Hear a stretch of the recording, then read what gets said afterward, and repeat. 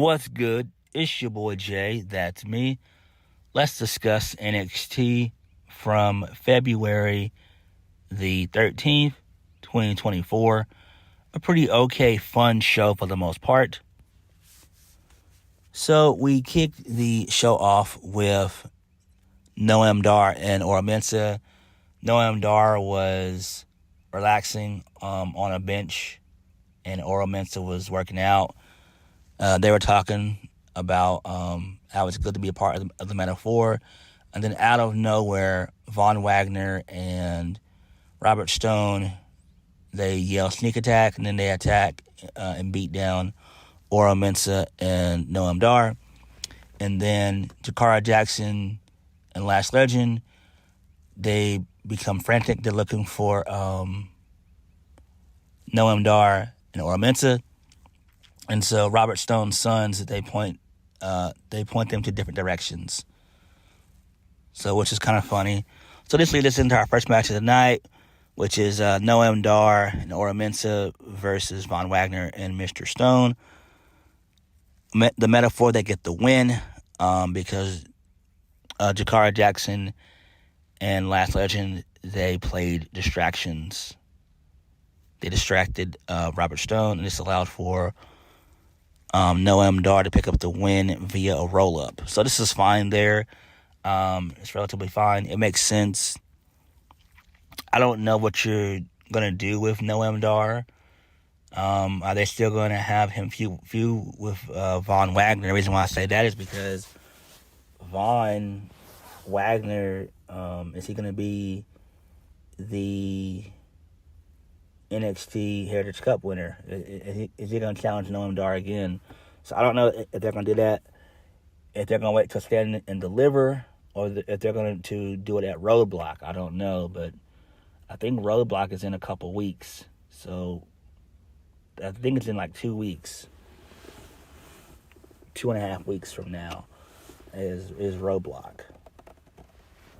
So I don't know. They got some time to build it. This is okay. Noam Dar winning was the right decision. Moving on. So, Chase University, they are back in business. They have all their stuff back. Andre Chase says the spring semester had a slight delay. And then Andre Chase gives JC Jane her props for making this all possible. Thea Hill says that she's going to go on a date with Riley Osborne. And then out of nowhere, Ariana Rizzo, she interrupts the festivities. And her and JC Jane have a little chat. So she gave her a stack of money. An envelope with a stack of money. And I'm like, damn. And it seems like they're in good graces. So I actually like this. I'm just trying to think, is JC Jane a heel or a face? I don't know. So who knows? She also wants to see if Ariana Rizzo can cut a deal with Tony D and Stacks, so Andre Chase and Duke Hudson can get a tag team title shot, and then she agrees. So that's fine there. Moving on, Ridge Holland versus Gallus in a gauntlet match. So Ridge Holland, he defeated Wolfgang, and then out of nowhere, I believe it was Joe Coffey who got involved when it was Ridge Holland versus Mark Coffey. And so Gallus then beat the shit out of Ridge Holland. And then Ridge Holland was able to come back and beat down Gallus with a steel chair. So I don't know where they're going with this story. It's quite weird in my opinion. I really don't know what they're doing. I don't know what Shawn Michaels has cooking in the kitchen at all. I just don't. It's quite odd. So I'm trying to think who could be Ridge Holland's partner. Because he can't just keep on going after Gallus. It's 3 against 1 basically. So is Sheamus going to come through and come on NXT for a while? I mean, what are they going to do? I mean, he has to have somebody to have his back. And I think Sheamus in NXT would be cool. I think the crowd would like it. They would pop pretty hard for it. And I think that'd be some pretty good shit, if we're being honest.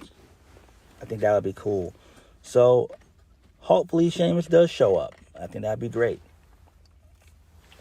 Moving on.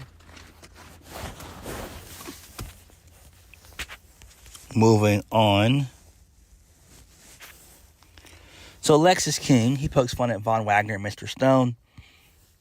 Lexis King says that Mr. Stone is probably sick and tired of losing. Von tells Lexis King to leave. Lexis King would love to swim in their misery because the truth hurts.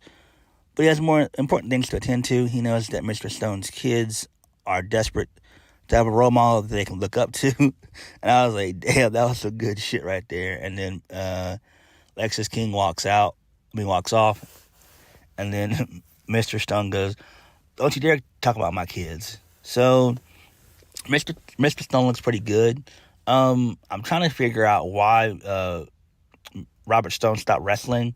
I know he used to wrestle in TNA years ago. I think he wrestled in TNA from, I want to say, maybe 2007 to, I want to say, maybe 2014. So he's got a bunch of experience. I really don't understand why we don't see more of him. And he looks decent. He really does look decent. He's probably been out of the ring for, I want to say, a good 7-8 years, probably close to 10 years. So he's been out for a while. He's been out for at least 10 years. Because I remember him, he was in a tag team with Big Rob Terry. And then also him and Jesse Goddard, they did something as well. I forgot what the tag team was called. I forgot. But it was like a Hype Bros tag team before the Hype Bros were a thing, that being Zack Ryder and Mojo Riley. So, but here's to see where that goes, I guess. Moving right along. So the No Quarter Catch crew, they are all looking at the Heritage Cup, and Noam Dar freaks out. He's having no part of that.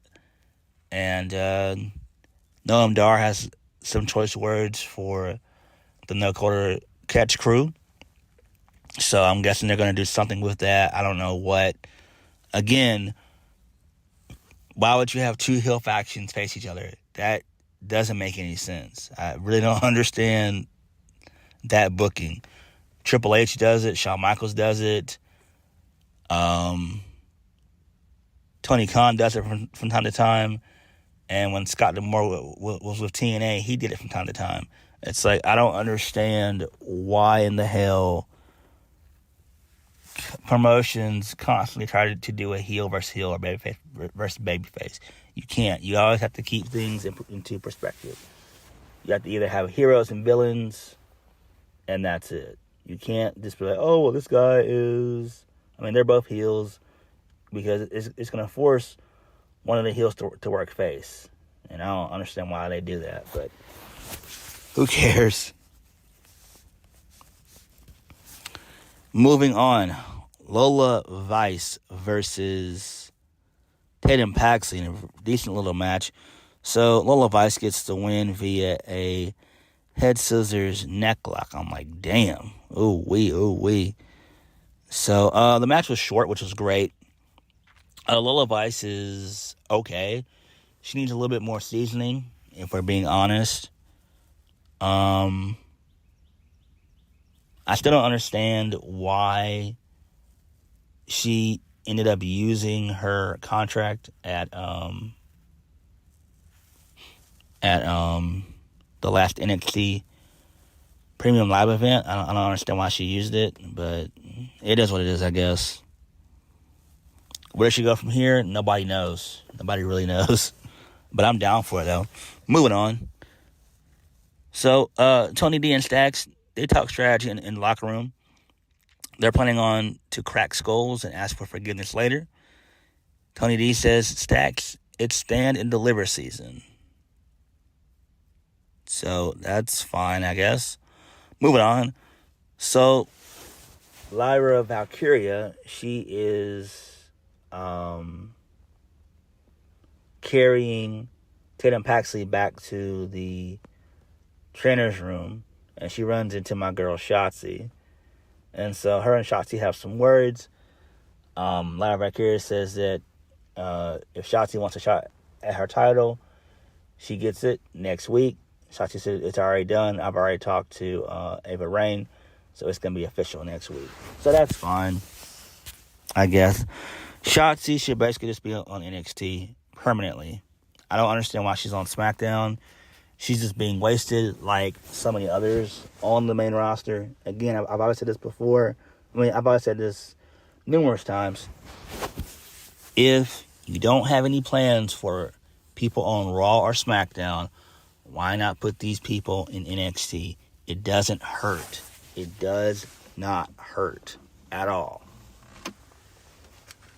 Shotzi, in my opinion, should be in NXT. She should.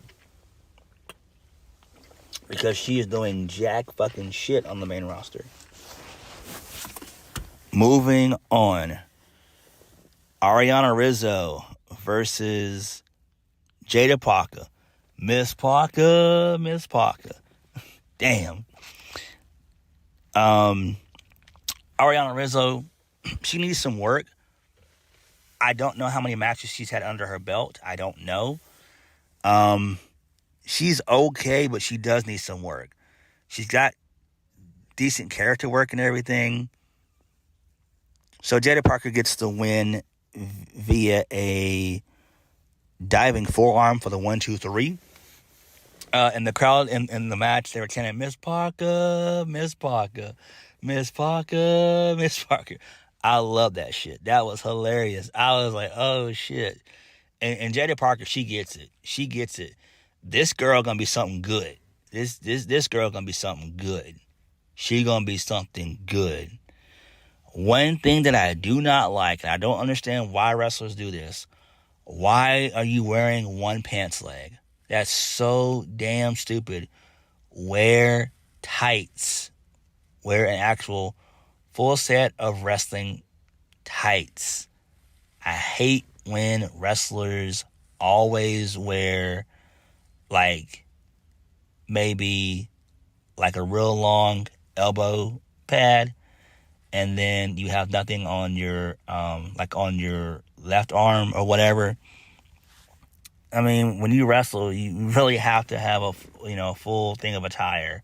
Really, I don't understand why she's doing the whole one pants leg thing. That's just so damn stupid. But it is what it is. But Miss Parker, she can get it. She's great. I love me some Miss Parker.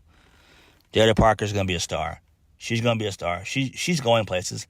I could see her being NXT Women's Champion probably within the next year and a half. Moving on. So we get a boring-ass Dijak vignette. He's just watching what happened last week with Joe Gacy on his laptop. And then he grabs his black bag, and I think he's going for his nightstick, and then he zips it back up, and then he bounces out. Moving on from that garbage. Baron Corbin, he tells Bron Breakker to stay focused. Baron Corbin reveals that he hasn't had a title in 6 years. He said he wants to show up at the Kansas City Chiefs Championship Parade tomorrow with one of the NXT Tag Team Championships. And Braun says, that's fine, that's cool. We can do that on one condition, and that's if you say the War Dogs one time if we win the match. So I'm fine with that. Pretty cool. Moving on, Carmelo Hayes versus Joe Gacy. Carmelo Hayes gets the win via nothing but net. This was a kind of a lengthy match. Just went on maybe about a good, 15 minutes at least. Kind of long for whatever reason. So, post-match, Carmelo Hayes looks into the camera and says he's coming after Ilya. He wants to become NXT champion again. And then post-match, Dijak shows up. He brutally attacks Joe Gacy with a nightstick. Dijak then proceeds to put Joe Gacy into a straitjacket, and then Dijak big boots Joe Gacy with the Cyclone boot. So this is fine. I'm not going to hold you guys up. I don't like Dijak. I really fucking don't. But it was pretty cool that happened, though. I'm not going to hold you guys up with that. That was pretty cool. So I did like that. I guess they're going to continue the feud. I don't know where they're going to go. They probably could run this until Stand and Deliver. But if I was Shawn Michaels or if I was booking this, I probably would run it at Roadblock. I don't know what you do. Maybe a 2 out of 3 falls match. Joe Gacy gets his win back. And then you do the final match at Stand and Deliver. Maybe like a steel cage match or a last man standing match or something. But what I really want Dijak to do is be Damian Priest's replacement in the Judgment Day. I think that he would fit perfectly in the Judgment Day, if we're being honest. Or he could always get released and go to Tony Khan's Ring of Honor, but that probably won't happen. Moving on. So, the Metaphor, they are backstage. They have a confrontation with Kalani Jordan and Carmen Petrovich, as well as Brindley Reese. So they all got into a little tiff, all the ladies involved. So they were just all jaw-jacking. Nothing really happened. So there's that. Moving on. So Roxanne Perez, she's backstage complaining about how Shotzi got a title shot. And so Ren Sinclair, she's trying to calm down Roxanne Perez. She told her the reason why Shotzi got a title shot is because she's already been a 2-time tag team champion. She's been on SmackDown for a little bit too. And then Roxanne Perez proceeds to smack the shit out of Ren Sinclair. So that's fine, I guess. Again, heel Roxanne is okay, but she can do a little bit better. I mean, I don't know. She has a lot. Roxanne Perez has a lot of work to do, in my opinion. Moving on. My boy, Oba Femi, he shows up. So, he comes out, gets on the mic, and says, you can't argue with prophecy.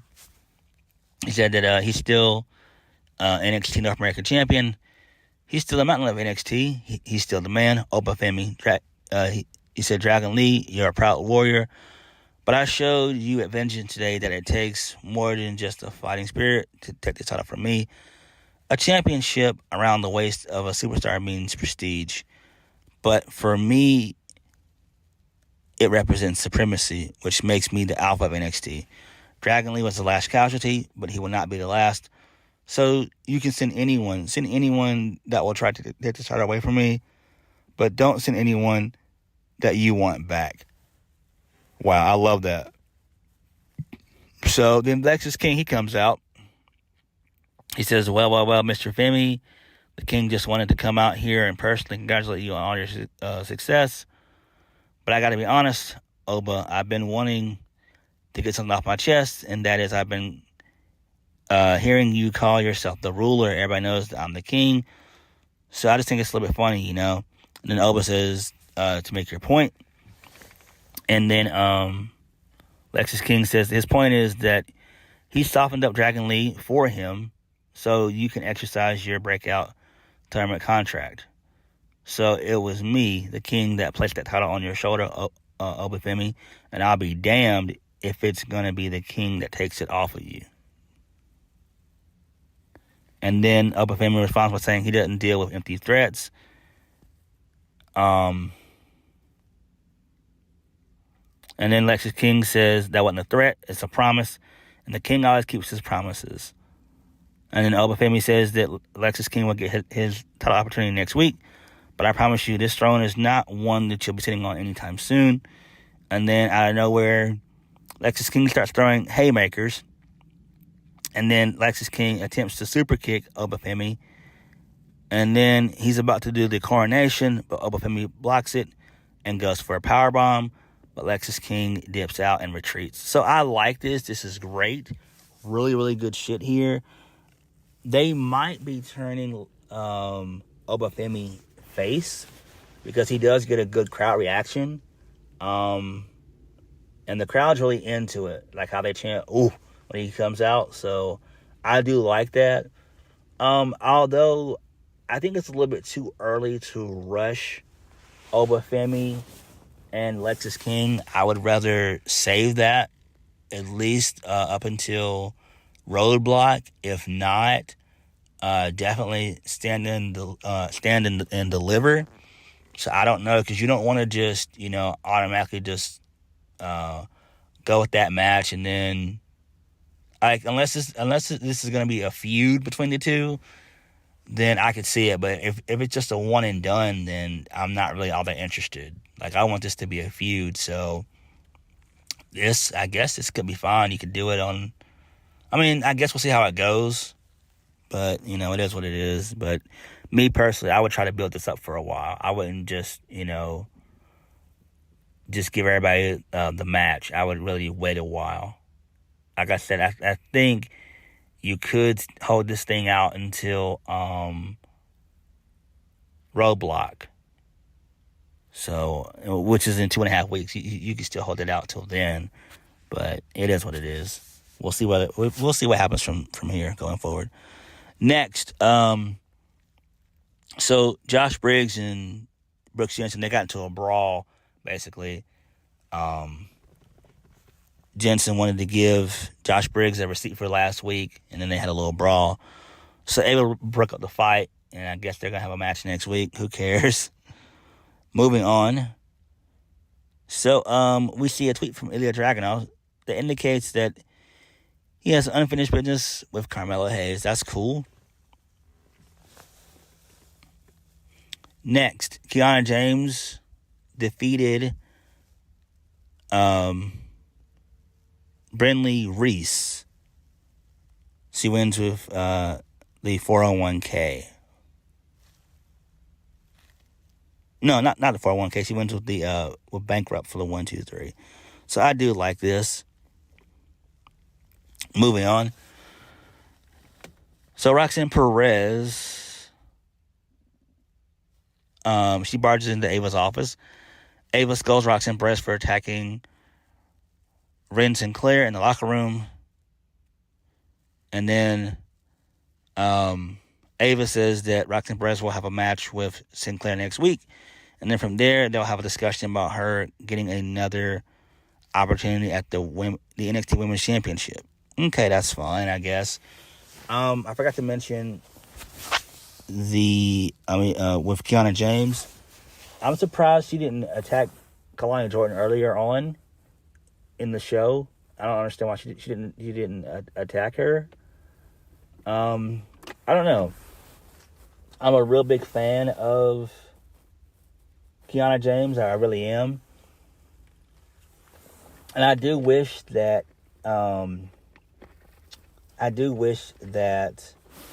NXT still had the women's tag team championships. They desperately need them. Desperately.